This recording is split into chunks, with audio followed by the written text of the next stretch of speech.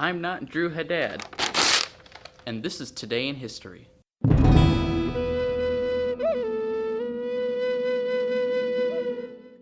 On November 14th, 1969, NASA launched Apollo 12, which was the sixth manned space launch and the second one to reach the moon.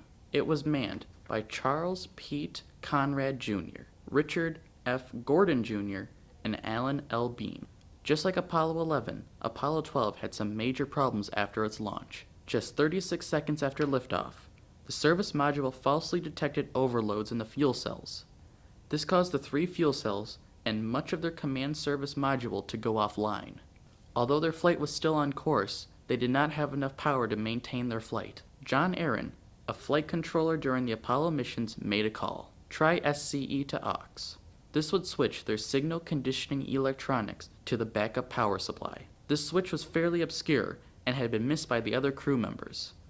Luckily, Bean had remembered the switch from an incident a year earlier, where this very problem had been simulated. It took 1 week for the crew to reach the moon, and unlike Apollo 11, they landed on their designated spot. On this mission, they brought the very first color camera along with them and were transmitting it back to Earth.